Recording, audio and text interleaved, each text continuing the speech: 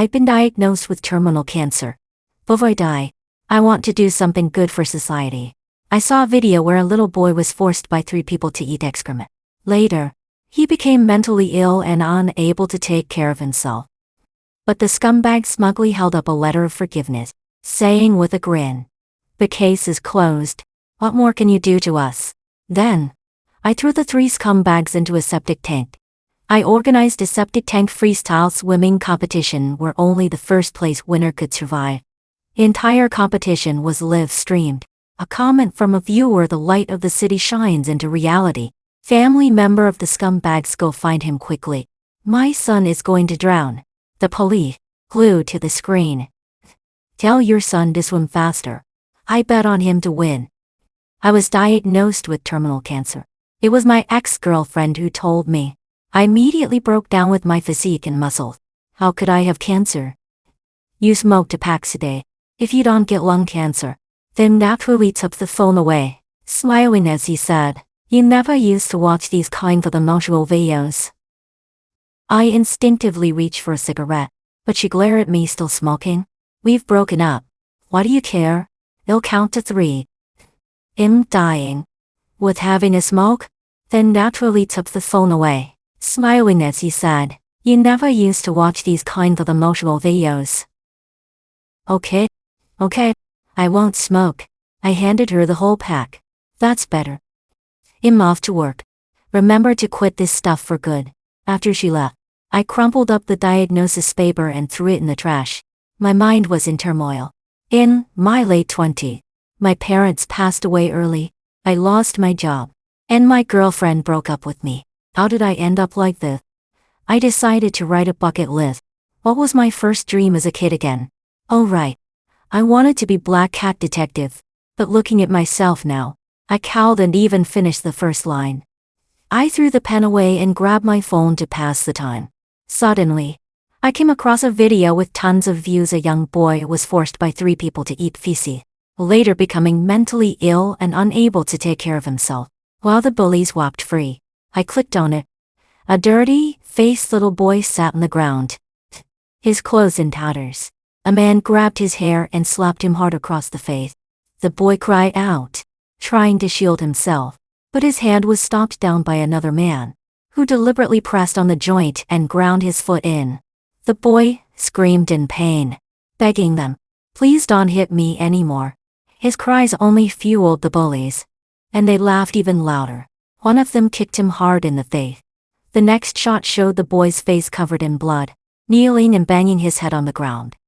The one filming said, "Call me daddy. If you do, we won't hit you." The boy sobbed, "Daddy," but immediately received another kick to the head, sending him sprawling. Calling me daddy isn't enough. At that moment, someone brought over a plate of something dark. I hadn't even seen it clearly when the video comments identified it as feces. The plate was thrown down, and the feces rolled onto the dirt. The boy hesitated, fearfully looking at them, as one of the bullies raised his hand. The boy quickly begged for mercy. He picked up the feces and stuffed it into his mouth. He gagged and vomited but continued crying, "Can I not eat it?" Carving pads in the dirt. The bullies didn't respond. But the boy flinched, terrified, and hurriedly picked up the feces again. "I'll eat it. He'll eat it." Gagged, and kept gagging. In the final shot, the boy lay on the ground. His eyes rolled back, his body twitching uncontrollably. 3 streams of yellow urine poured down on his head. I was shaking with anger. I wanted to break those bastards' spine. Netizens tagged accounts of the bullies. I checked them out. The pinned video was a bold declaration: "Stop talking big on the internet. If you have the gut, come to my turf and face me. If you come, I'll make sure you don't leave alive. Remember that. My name is Abbott, and I'm your granddaddy." The images showed them wearing tight clothes, holding batons, videos with dragon tattoos on their arms. The comments were full of insults, and Abbott replied to each. I sent him a private message: "You're pretty arrogant." Then naturally took the phone away, smiling as he said, "You never used to watch these kinds of emotional videos." He replied quickly, "So what? Come fight me if you've got the gut." I checked his locationista to our drive from my play. I took out some money, bought a knife, and drove straight there. With his 5'4" frame and barely 100 pounds, I could take on 8 of him at once. Just as I finished buying my gear, he posted a new video. It was a letter of forgiveness. The boy's father had already settled with them for less than 30 yuan. Don't worry about it. Then naturally took the phone away, smiling as he said, "You never used to watch these kind of emotional videos." I'm fine. I'm not going to jail. See those 3 words? Know how to read them? If not, it'll teach you forgiveness. The 3 of them flashed middle fingers loosened. I turned around and bought a chainsaw. It'll chop off their fingers. After a 2-hour drive, I arrived at the location. I took a picture and sent it to Abbott, telling him to bring more people so it wouldn't look like I was bullying him. After a long time, Abbott still hadn't replied. I sent him a question mark and realized I'd been blocked. Then you may hide for now, but you can't hide forever. I stopped at a small shop at the village entrance to buy a pack of cigarettes. Holding the boy's photo, I asked the shopkeeper, "Does this family live around here?" The shopkeeper seemed to recognize his expression heavy with sadness. "The Wang family's boy. Of course I know them." He tapped his temple. "He got bullied last month, and something went wrong up here." I was shocked. "What do you mean?" "He's not right in the head anymore." Following the directions the shopkeeper gave me, I arrived at the boy's home. It was an old down house with a wooden door left ajar, and I could faintly hear sobbing from inside. I knocked a few times but got no response. As I pushed the door open, a wave of putrid stench hit me. The living room was sparsely furnished, with just an old table and chairs. On the table were some broken bowls with leftover porridge. The room in the back faced north, dimly lit. The boy lay curled up on a bed, eyes vacant, stuffing the blanket into his mouth while mumbling to himself. The blanket was already torn up, and if the cotton got stuck in his throat, it could be dangerous. I rushed to grab it from him, but the boy resisted, shoving it deeper. His saliva dripped all over my hands as I struggled to pull the blanket away. Finally, I managed to snatch it from him. The boy cowered in bed, clutching his head. "He'll eat it. He'll eat it." Don't hit me. His exposed skin was covered in bruises. Not a single unmarked spot. My chest tightened, and rage boiled up inside me. "Who are you?" A man's voice suddenly boomed from behind me. I turned to see a middle-aged couple dressed plainly. Before I could introduce myself, shielding the boy.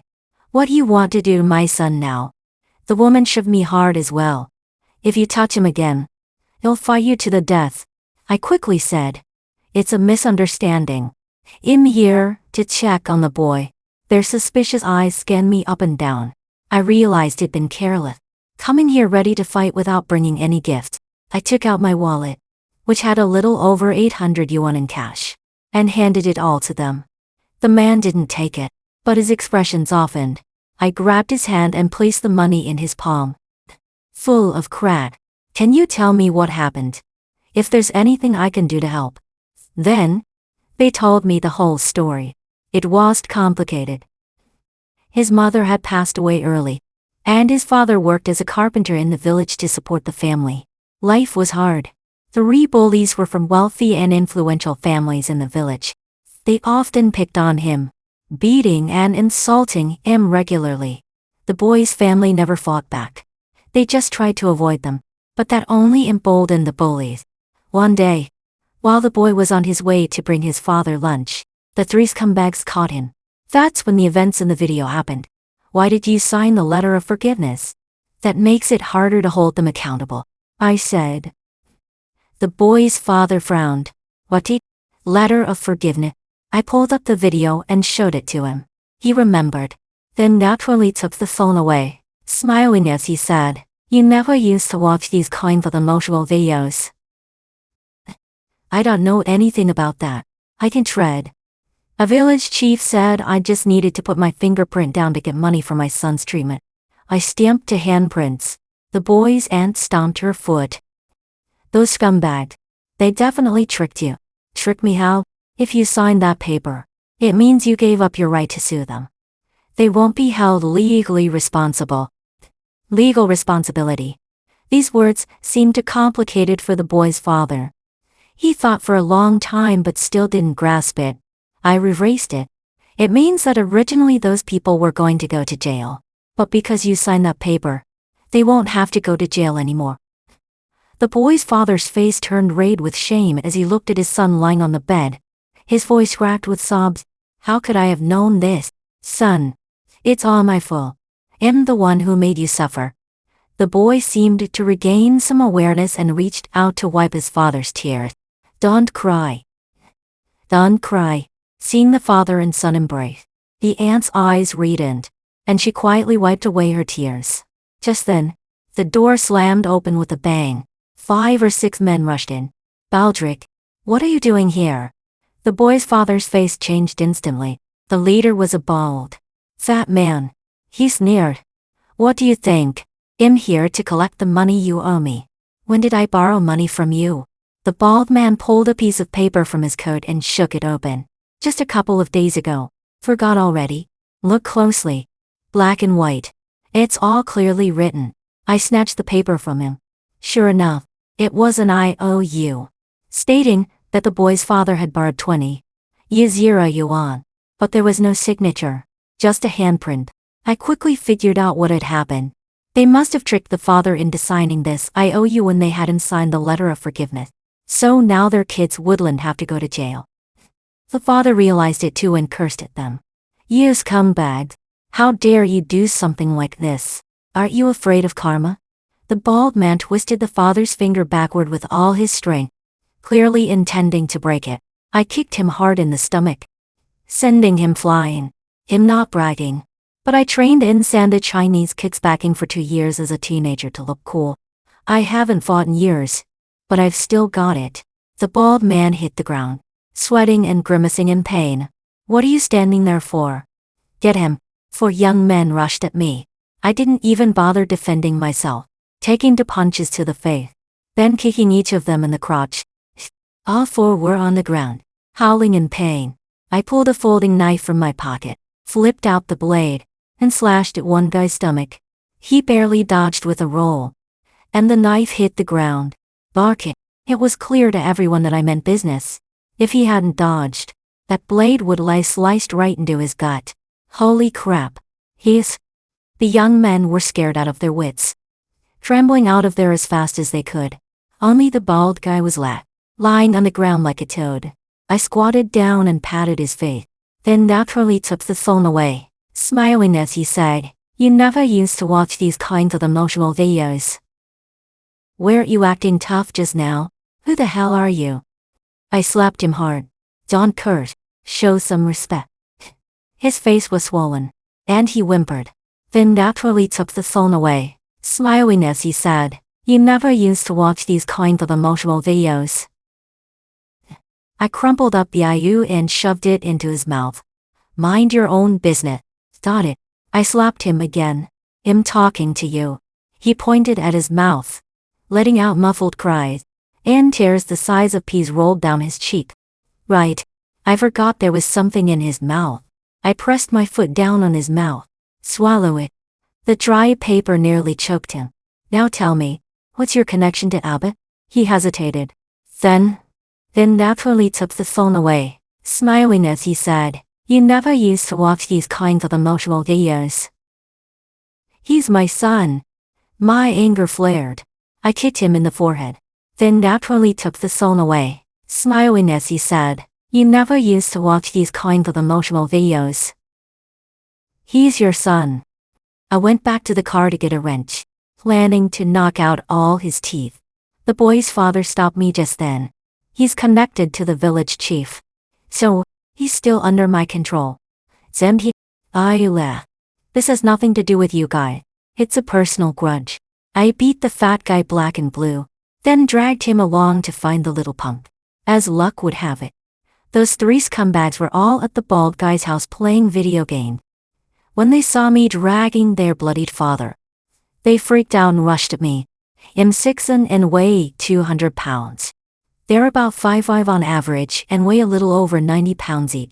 I slapped them all to the ground with one hit. Which one of you is Abbott? Two of them looked at the one in the middle. I had to admit, the TikTok beauty filter was strong. He looked completely different from his pictures. I grabbed him by the hair and slapped him. Do you know who I am? Crying. He shook his head. I slapped him again. How can you not know me? Grandpappet? But I really don't know. I slapped him a third time. Think harder. Abbott was dazed from the beating but didn't dare argue. He held his face, lost and scared. Remember now? He nodded. I slapped him twice more. Don't you dare lie to me. Tears and snot streamed down his face. I really don't know who you are. I'm the guy who challenged you this morning. Black Cat Sheriff. The justice enforcer. I spat out my online handle, feeling a bit embarrassed. Recognition dawned on his face, and he knelt down. Coutwine. Black Cat. I'm sorry. I was taken aback. You didn't do anything wrong. I'm here to bully you. Now it was their turn to be confused. I dislocated their arms one by one, tied them up, and tossed them into the car. The bald guy tried to stop me, so I hit him with a karate chop. Turns out, TV shows Lee didn't pass out at all. I had to knock him on the back of the head with a stick before he stopped moving. I drove to an abandoned neighborhood. I had planned the route carefully, confident I wouldn't be caught on camera. Once we arrived, I threw the three punks into a half-finished building. They seemed to have fainted, not waking up. Could they really be this way? Then I noticed Abbott's eyes twitching. He was faking it. I pried his eyes open and poured chili water into them. He quickly screamed awake. I thought you'd fallen asleep, I said casually. His hands were tied, so he cowed and wiped his eyes. But, please, let me go. I won't dare anymore. Won't dare what? Won't fight anymore. See, seems he still hadn't understood his mistake. I noticed the dragon tattoo on his arm and felt annoyed. I've never had any body art, apart from an appendix surgery. Where did this kid learn to get inked at such a young age? How do you get rid of that tattoo? Abbott cautiously answered. I think you have to use a special machine to remove it. That's so troublesome. I laughed as I pulled out a power source and an electric saw from the trunk. Why not just scrape the skin off? Then pale. And a foul smell filled the air as he wet his pants. But the fun had just begun. I revved up the saw, the loud sound echoing through the place. Abbott's face was ghostly white as he frantically squirmed backward. That's when I finally understood why movie villains love torturing their enemies slowly. Watching them struggle was just too entertaining. A low trail was left on the floor as Abbott squirmed so hard his pants started to smell. He finally backed into a corner, with nowhere else to go. But I was wrong, he screamed. I chuckled. Come on. Someone as important as you shouldn't bow down to me. Well, I'm just a dog. Don't hold it against me. I kicked him in the crotch. You think you're worthy of being a dog? You're not even as cute as a chihuahua. He winced in pain. No, a chihuahua is much cuter than me. I kicked him again. He was in too much pain to speak, just shaking his head desperately. I squatted down and held the roaring saw, slowly cutting through his pants. Then his underwear was a thin layer, easily sliced like tofu. Don't move, or you might hurt something important, I kindly warned him. Abbott was silent. When I looked up, I saw his eyes had rolled back and fainted. I cut a few lines into his skin and then squeezed some wasabi onto them. Abbott let out a scream no human could ever make. Bruh, please let me go. My family has money. I can give you money. And I swear we won't report you. I promise. I slapped him. Back when you were bullying people. Did you ever think about sparing them? You're just a coward who picks on the weak. Did you ever imagine a day like this would come for you? But I swear I won't do it again. I can pay. I can apologize. My dad owns a factory. It makes a lot of money. I'll have him give all the money to their family. All of it. His words reminded me of something. You really should apologize. I took out my phone and pointed it at the three of them. Come, apologize properly. One at a time. Abbott was the most eager, immediately kneeling on the ground. I'm sorry. I shouldn't have done such vile things. I'm not even human. Not human. You're not even crying. That's not sincere enough. He rolled a few times from the force of the kick, got up, and knelt again. I'm a scumbag. I'm a bastard. I'm not human. I deserve to die a horrible death. I really know I was wrong. Please, let me go. This time he cried. Probably from the pain. After all, my giant's eyes for you for shoe print was still stamped on his face. I moved the camera to the other two, and to my surprise, these two little punks caught on quickly. They immediately started catwalking loudly. One said, I'm just wasting air by living, polluting the ground when I die, and a bother to look at while half dead. The other one said, my whole family of 3 are beast, got interrupted midway. Our whole family for 3 generations are beast and my family's been beast since the Qin dynasty. It was like they were competing with each other. I became dissatisfied with Abbott again. I shot him a glance, and he shivered, quickly imitating the others in catwine. My whole family isn't fit to live in this world. The sound of their heads hitting the floor echoed through the quiet room, almost like a symphony. I was satisfied. After recording the video, I posted it online. And it quickly went viral. Aren't these the 3 little brats? What happened to them? Isn't it obvious? They got a dose of reality. This is satisfying. Good job. Finally, I can sleep well tonight. I've been angry to sleep the past few days. Seeing everyone was venting their frustration, I felt relieved too. All right. 3 of them stopped simultaneously and looked at me hopefully. Brother Black Cat, can we go home now? I smiled. Did I ever say let you go? I posted online again. This time offering a high reward for a truckload of manure, 80,000 yuan per truck. Soon enough, someone contacted me, confirming they had plenty of manure but wanted to make sure it pay. I sent a deposit right away, and they said they'd skip dinner to arrange it for me immediately. When I arrived, it noticed an abandoned swimming pool in this neighborhood. Now, it would finally come in handy. Do you know how to swim? I kicked their heads. I've got a surprise for you. The pool was filled with manure, the yellow-brown liquid so thick it almost turned green. The sight was truly spectacular. The stench was so overwhelming it nearly made my eyes water. The guy who sold the manure was pretty cool. Even threw in a pair of goggles and a thick mask for free, which probably saved me from passing out. I reconnected their arms and dragged them to the edge of the pool. They were vomiting violently, so hard that even covering their mouths couldn't stop it from shooting out of their noses. Especially Abbott was so weak from puking that he nearly fell headfirst into the septic pool. Once they had thrown up most of it, I squatted down, watching them with interest. Smells a bit bad, doesn't it? Abbott weakly replied. But, not just a bit. I chuckled. This is the swimming pool I prepared for you. What do you think? The specs are pretty good, right? Swimming pool? But, don't joke around. Is joking with you. I raised my hand to slap him, but Abbott anticipated it and quickly covered his face. Looks like had learned from experience. So I kicked him in the head instead. Didn't you all want to live? I'll give you a chance. Whoever wins this swimming race gets to live. I pulled a gun from my pocket, though it was actually just a toy bubble gun I swiped from my ex-girlfriend's room after we broke up.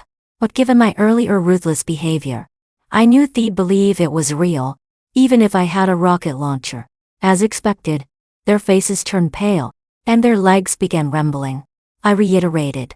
Only the first place winner gets to survive. But, please don't. Abbott clung to my leg. Let us go home. I swear I won't report you. You have a family too. Think about them. His words really did remind me I had something left to say to that woman. I pulled out my phone and dialed her number. The call connected, but she hung up before I could say anything. Now was not the time to give me attitude. Then naturally took the phone away, smiling as he said, "You never used to watch these kind of emotional videos." After 7 or 8 attempts, she finally picked up. Her voice was impatient. "What do you want? I don't have much time, so I'll keep this brief. In a couple of days, sell my house, split the money with the kid. No, he's not my illegitimate son. We broke up a month ago. How could I have an illegitimate child? That kid is just pitiful. So, help him out a little. And the property deed are on the living room table. Make sure you get them. You still have my house key, right, baber? Are you out of your mind? Trying to get back together with this pity party? Is this some sympathy stunt? Ignoring her, I continued. There's a bit of cash left in the bank. Not much. Under 70,000 yuan. I spent 30,000 today, so there's less than 40,000 now. That's everything I own. Water the spider plant on the balcony for me.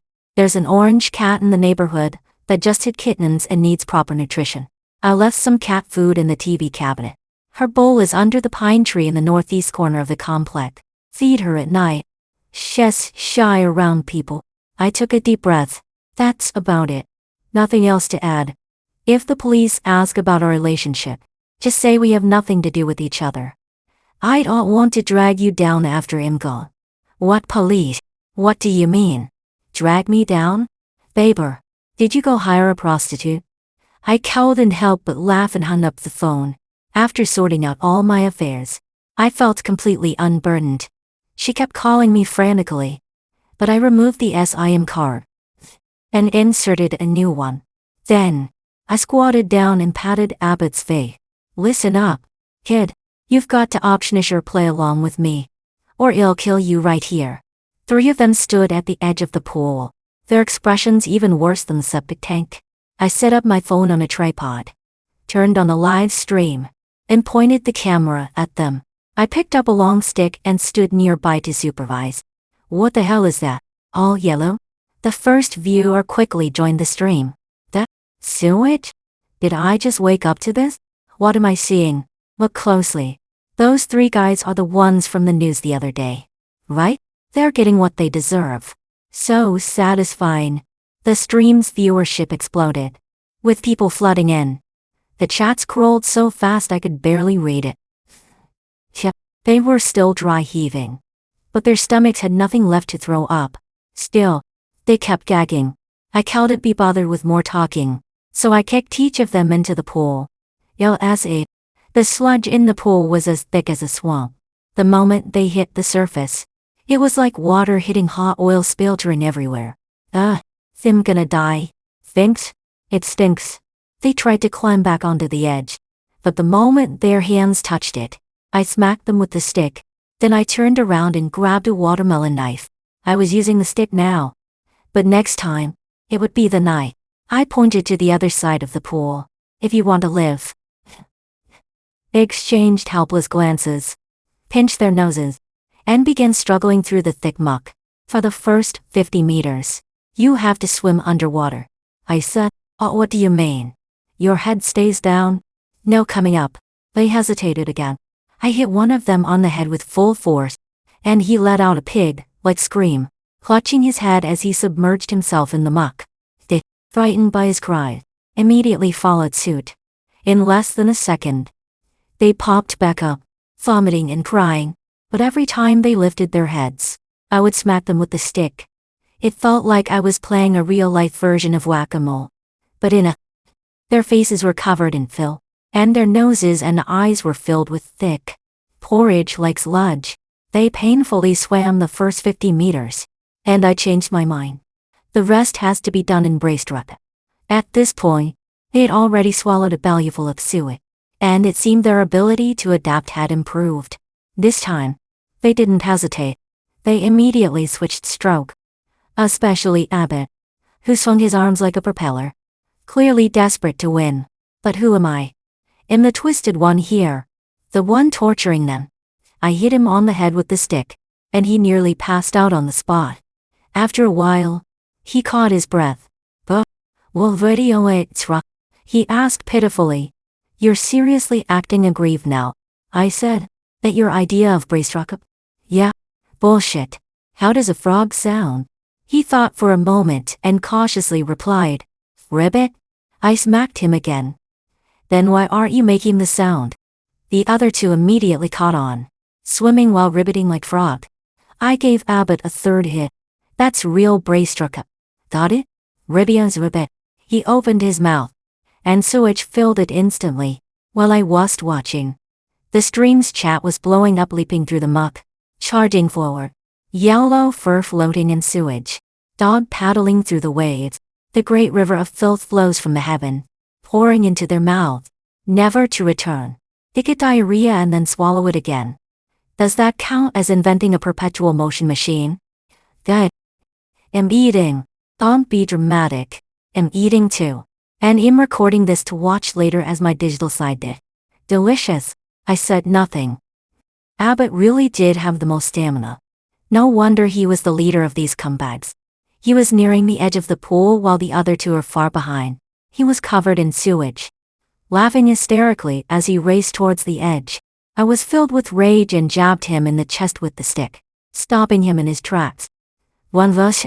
Bro, your technique was off. Your result is disqualified. His face turned bright red. How was my technique off? Suddenly, he seemed to remember. I couldn't help but laugh. I whacked him on the head. Rip at your mother. I said it was off. So it's off. He was about to explode with rage but didn't dare fight back. His voice trembled. You're rigging it? I nodded. Yep, I make the rule. Then I turned to the other two scumbags. His result is disqualified. Do you agree? When it's a matter of life and death, who cares about friends? The two of them nodded, furious. Abbott couldn't fight me, but he sure could fight them. He turned around and started brawling with the other two in the cesspool. I laughed.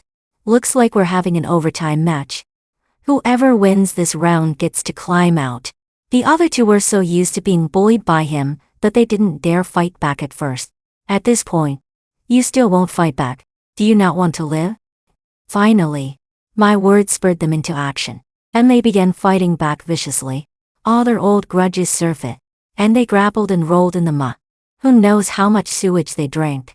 Before long, they were completely exhausted, lying limp in the sewage. Unable, they had beaten each other so badly that there wasn't a single uninjured spot left on their body. Truth be told, I never intended to let any of them live. After watching them suffer enough, I ripped off my shirt, tied the knife to my hand, and prepared to finish them off. Just as I was about to strike, my phone rang. This number was new. There was no way anyone should know it. I hadn't planned on answering, but somehow the call got connected. Baber. Contact Rashly. You don't need to throw your life away over those three scumbags. Who I am doesn't matter. What matters is that you listen to me. Leave now. He'll handle the rest with a lawyer, as long as no one's dead. This case can be as big or as small as we want. I have ways to make it disappear. I pause, confused. Why are you helping me? The person on the other end chuckled. Why did you help that little boy, even though you're not related to him? Now hurry up and leave. Don't waste any more time. We've already stalled the police for a while, but they're about to arrive. Trust me. I really do want to save you. I had already made up my mind that trading myself with three of them would be worth it.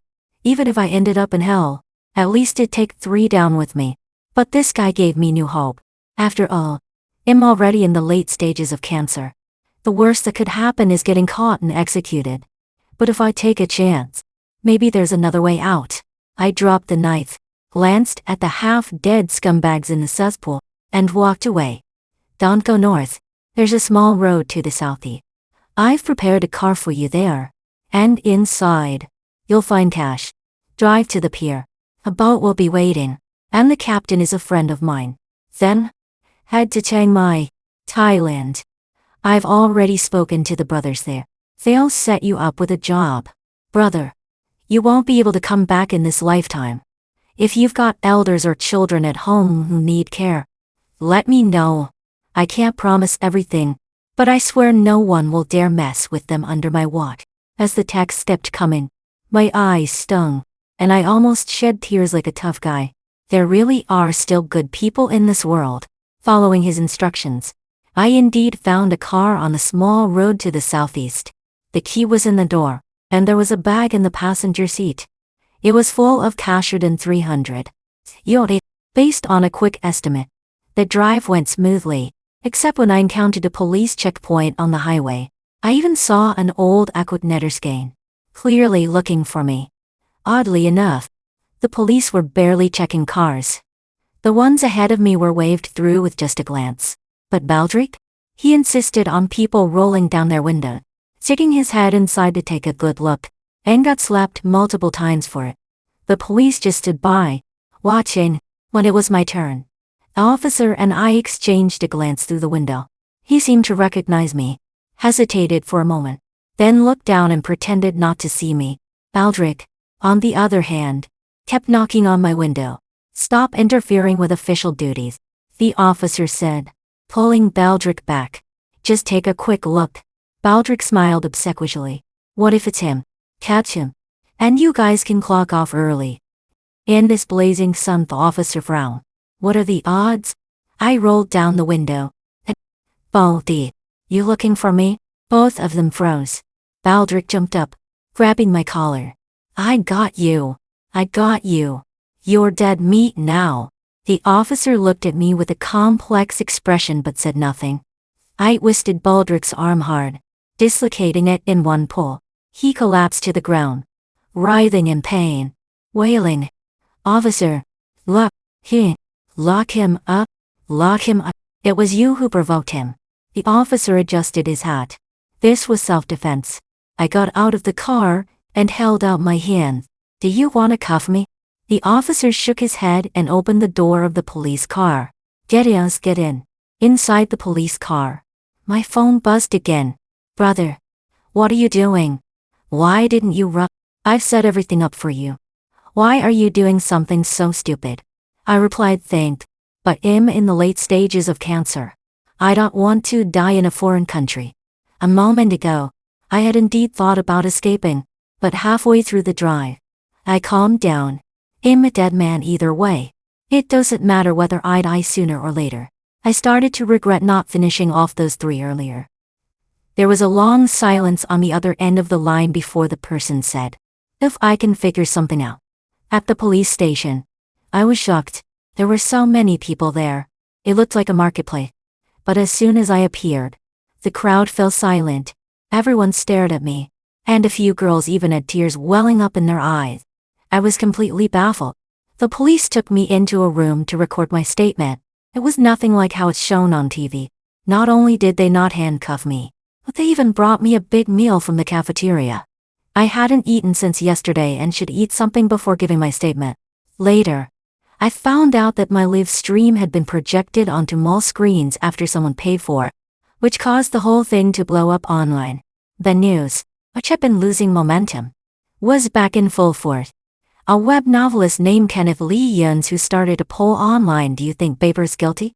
There were 3 options: guilty, not guilty, and not only not guilty, but should be awarded.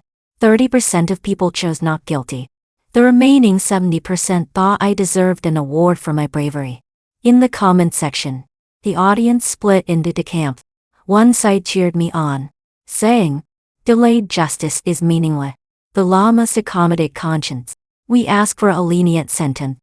The other side, however, wanted something entirely different. They were clamoring for a blackhead detective print T-shirt like mine. 10 minutes into the live stream, someone in the chat urged everyone to report the situation to the police, figuring that if the police were overwhelmed, it would buy me more time. So masses of people flooded the police station with reports.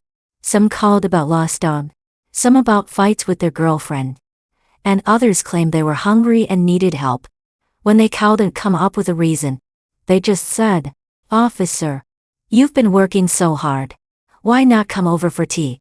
The police were exasperated. This is too much. So the caller changed their story. 10 years ago, I lost a glass marble. Could you help me find it? Protecting people's property is our duty. Baldric nearly spat out blood listening to this. He grabbed a cup and yelled, "A glass marble. My son's life is at stake. My son's about to die." An older woman behind him kicked in. "Can't you see? The officer is busy. Have some decency. Stop cutting in line."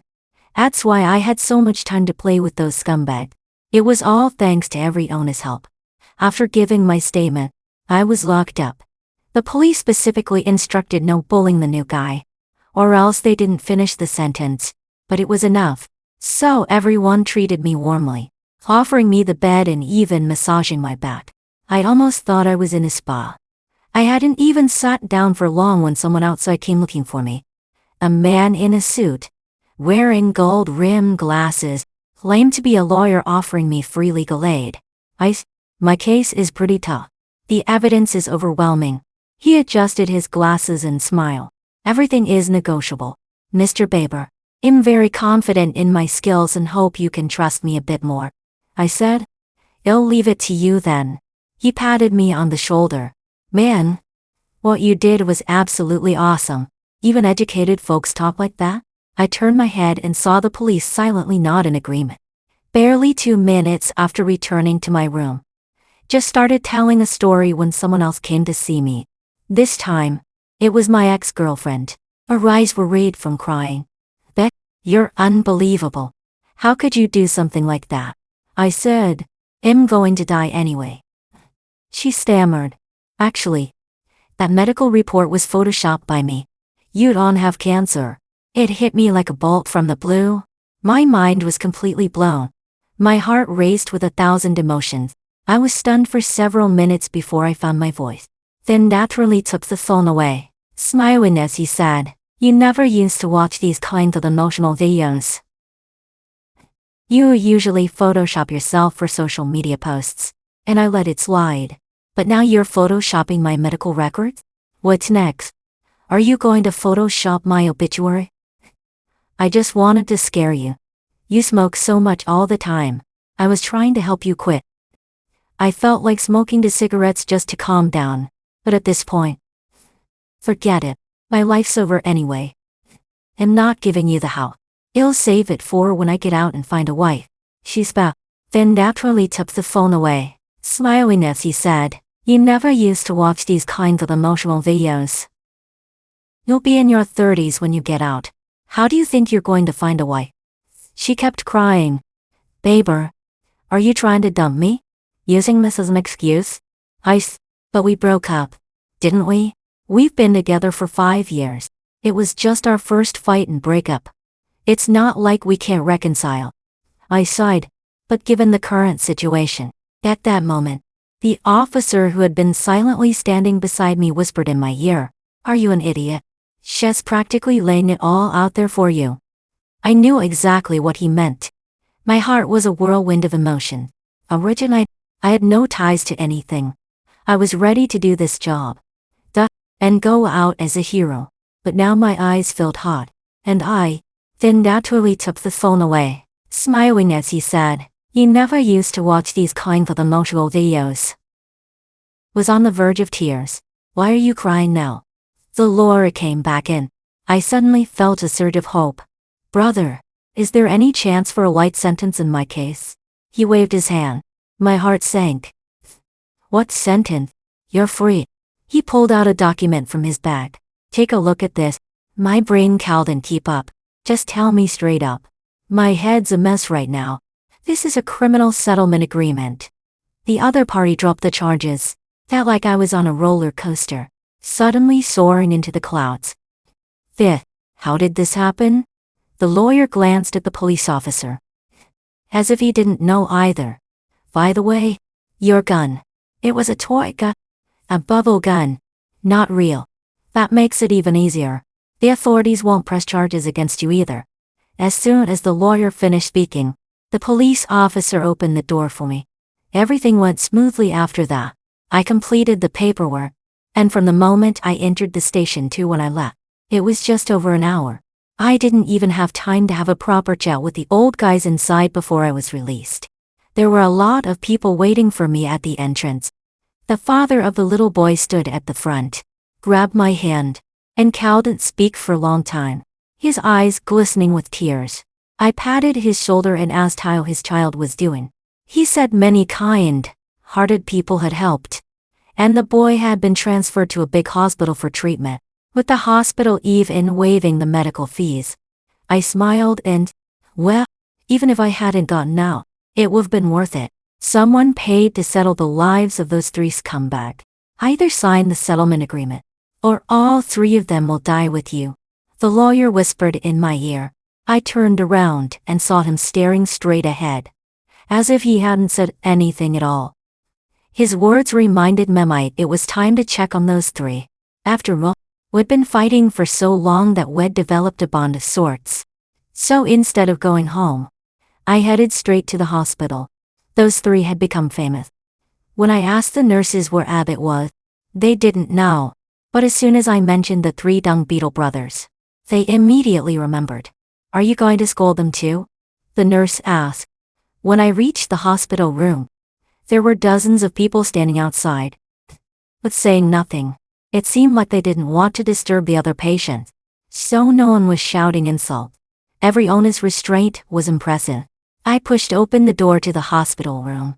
The three little scumbags rolled off their beds in fright as soon as they saw me, huddling under the beds, covering their head, trembling, and shouting, "Don't hit me!